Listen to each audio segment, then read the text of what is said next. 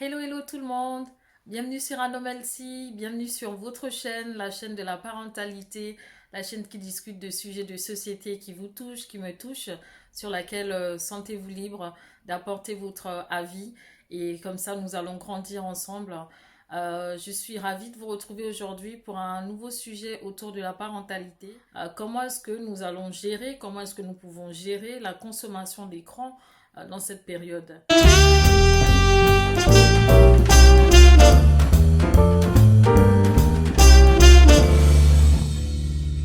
Je l'ai dit dans ma vidéo précédente SOS, comment gérer les enfants en confinement. La situation, elle est inédite. La situation est inédite. Être confiné comme ça aussi longtemps, ce n'est pas quelque chose de naturel. Et c'est vrai qu'on s'adapte, on fait un peu comme on peut à notre rythme. Aujourd'hui, c'est une vidéo vraiment où on va échanger. On n'est pas là pour juger, on n'est pas là pour stigmatiser. On est tous parents, on fait à notre rythme, on fait avec nos moyens et l'essentiel c'est d'apprendre, c'est de grandir ensemble. Nous savons très bien que donc aujourd'hui, à l'heure actuelle, les écrans et les enfants c'est un problème. Au-delà même de cette période de confinement, on en parle. Ça fait l'objet d'études qui montrent que justement la consommation d'écran des enfants peut emmener des retards de croissance, des retards de pardon du développement, peut amener une certaine addiction. C'est un peu, ça agit un peu comme une drogue. Et sauf que pour beaucoup de parents, les écrans, c'est un peu, on va dire, un lifesaver. C'est-à-dire que c'est un peu un outil des fois qui nous permettent de pouvoir avoir un petit peu de temps à nous parce que lorsqu'ils sont sur les écrans, ils sont captivés et ça nous permet à nous parents de pouvoir se consacrer à une autre tâche. Donc moi, ce que je propose, par exemple, je ne sais pas vous, comment est-ce que vous faites, mais moi, de mon côté, c'est de faire un jour écran, un jour sans écran, par exemple, et le matérialiser. Utiliser un calendrier, fabriquer un calendrier sur lequel vous allez mettre des couleurs, vous allez mettre des croix, vous allez marquer le temps pour que l'enfant puisse voir qu'aujourd'hui, c'est une journée écran et le lendemain, une journée sans écran. Ça permettra déjà pour lui, l'enfant, de comprendre lorsqu'il va aller se réveiller, lorsqu'il va aller voir quel jour on est. Vous mettez un petit sticker, vous dessinez tout simplement un écran à côté et il saura que voilà, aujourd'hui j'ai droit à des écrans ou je n'ai pas droit à des écrans. Ça permet déjà de cadrer.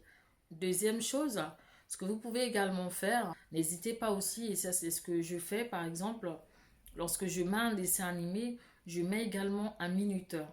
Donc je lui explique à ma fille, je lui explique de 4 ans, elle a 4 ans et demi, et je lui dis, tu vas regarder un dessin animé, mais je vais mettre un minuteur, et lorsque le minuteur sera arrêté, donc la télé s'arrêtera, l'écran, c'est fini.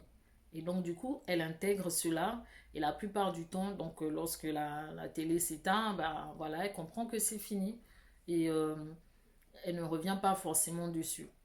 Je vous mettrai dans les liens des descriptions justement des indicatifs de temps à passer devant les écrans en fonction de l'âge de votre enfant. Comme ça, vous pourrez vous en référer et vous pourrez voir quel est le quota de temps à ne pas dépasser en fait par jour, par heure et vous pourrez vous en référer. Donc par rapport à ça, vous pouvez découper en fait cette période. Si par exemple en fonction de l'âge de votre enfant, on vous dit qu'il ne faut pas dépasser 30 minutes par jour, que d'octroyer par exemple ces 30 minutes ou si c'est par exemple une heure en bloc, à le fractionner en fait sur la journée, en mettre un petit peu le matin, un petit peu l'après-midi, ça va lui donner également l'impression donc de ne pas avoir quelque chose de redondant, de surveiller les programmes que vos enfants regardent, parce que les écrans, ce n'est pas mauvais en soi, mais c'est plus l'attitude qu'ils vont avoir devant les écrans. Si on est dans une attitude où en fait l'enfant n'est pas stimulé, c'est là où ça pose problème. Si l'enfant n'est pas stimulé à savoir s'il ne fait que à recueillir plein d'informations, etc., et pendant une longue période, là, ça ne va pas. Choisissez peut-être un documentaire, ça peut être un documentaire animalier, ça peut être un documentaire adapté aux enfants qui lui permettent également de comprendre quelque chose lorsqu'ils regardent le documentaire. Ça peut être également un dessin animé pour les tout petits, ça peut être un dessin animé, mais il y a certains dessins animés en fait qui favorisent l'interaction. Euh, pour lesquels on pose des questions aux enfants et les enfants doivent répondre, les enfants doivent compter. Je pense par exemple, il y a Dora qui est très connue pour faire justement ce type d'interaction, à demander où se trouve tel objet sur la carte pour se rendre d'un point A à un point B.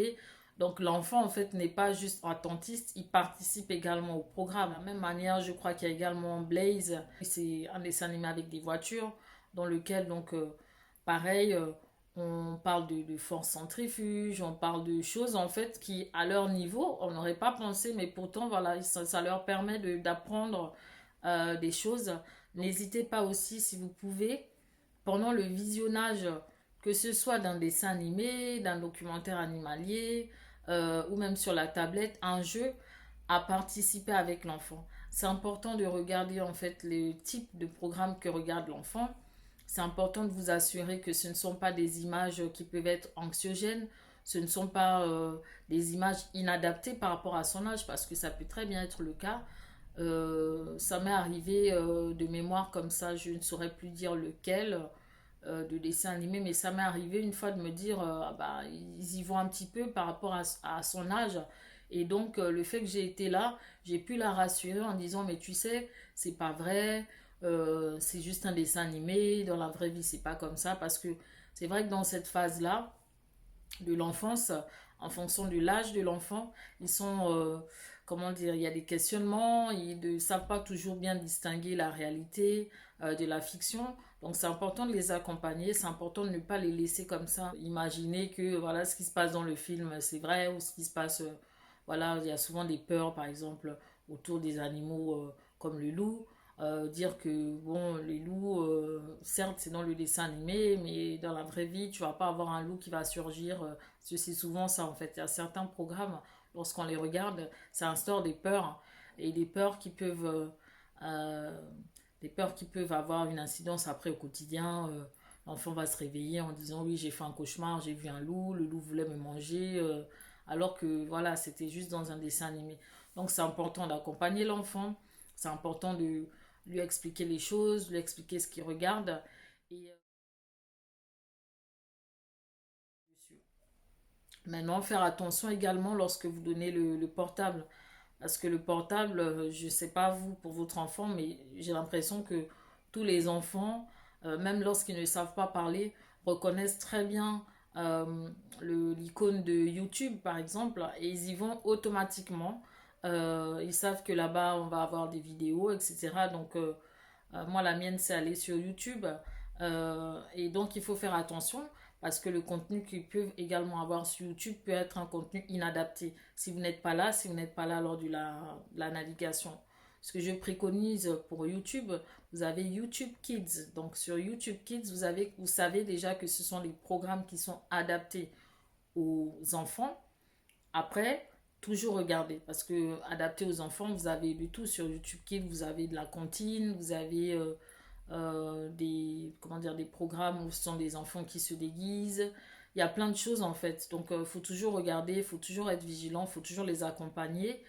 Et parce que l'idée, on ne veut pas transformer nos enfants en zombies, on ne veut pas les transformer en junkies des écrans, c'est pas l'idée, mais on va utiliser ces écrans-là à bon escient pour pouvoir les aider, faire les apprentissages sur la tablette, choisir des applications ludiques, des applications où on peut apprendre des couleurs, des formes, des chiffres, l'alphabet, des comptines, où on peut apprendre à mimer, à utiliser la motricité.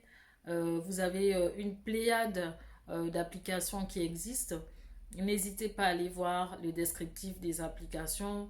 N'hésitez pas, donc au moins vous saurez que quand vous confiez la tablette à votre enfant, vous confiez avec un programme qui est défini, vous savez ce que l'enfant va faire, vous savez que ça va être une consommation d'écran qui va être bénéfique pour l'enfant. Donc voilà, c'est vraiment important de pouvoir le faire en étant, en se sentant, comment dire, en ne culpabilisant pas. Comme je vous disais, je vais vous mettre dans la barre de description l'indicatif du temps en fonction de l'âge de votre enfant, du temps à passer devant les écrans. maintenant à situation inédite, comportement inédit. C'est ce qu'il faut vous dire, c'est qu'on est tous vraiment dans le même cas de figure. Ne faisons au mieux, adaptons-nous et soyons quand même vigilants.